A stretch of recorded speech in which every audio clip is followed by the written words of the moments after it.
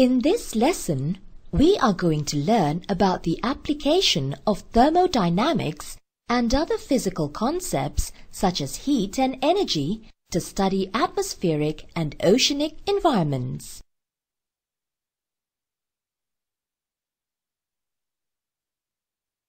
After crossing Florida, Hurricane Katrina headed into the Gulf of Mexico early on August 26, 2005 as a Category 1 hurricane. Just 55 hours later, it was a Category 5, packing wind speeds up to 220 kilometers per hour, with the Gulf Coast in its sights. How could this have happened?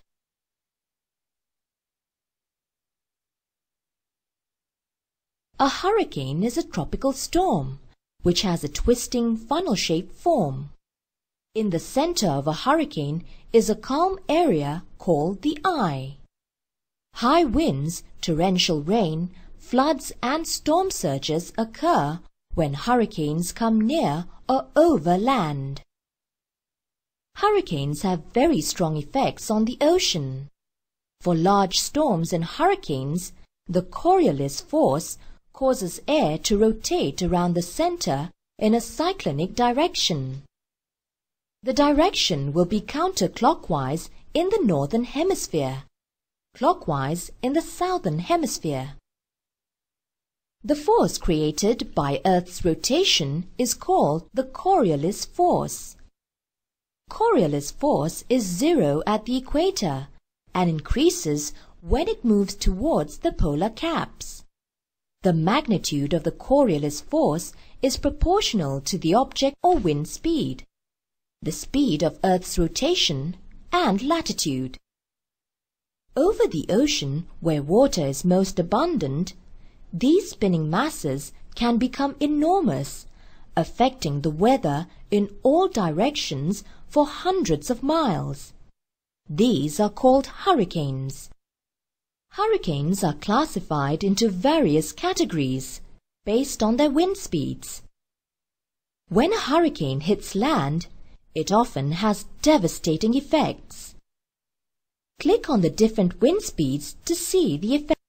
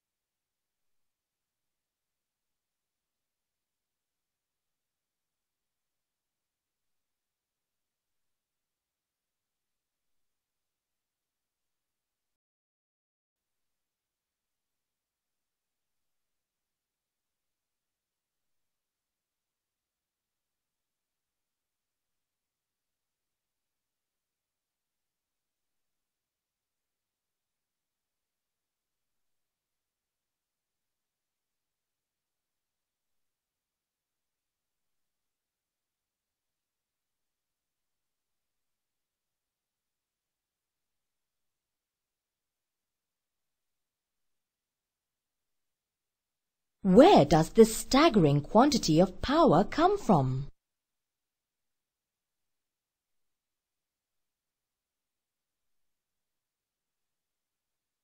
Hurricanes get their energy from the latent heat of water.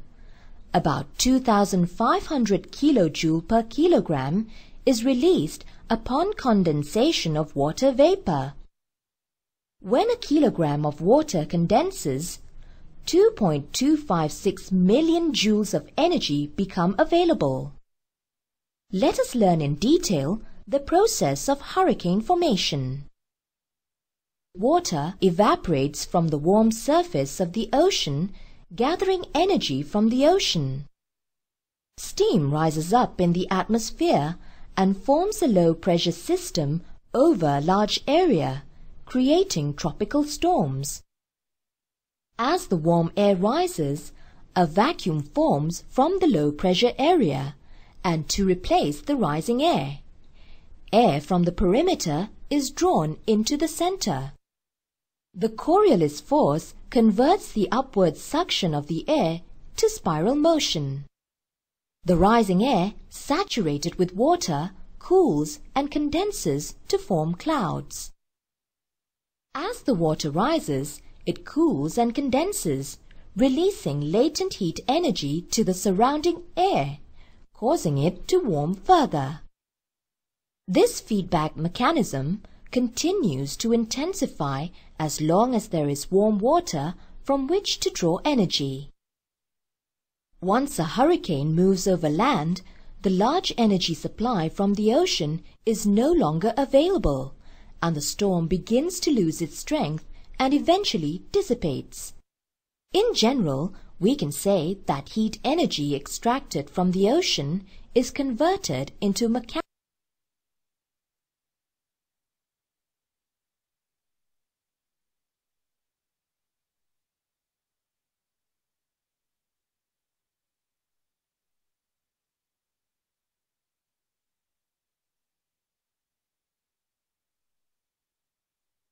A hurricane is a strong tropical cyclone.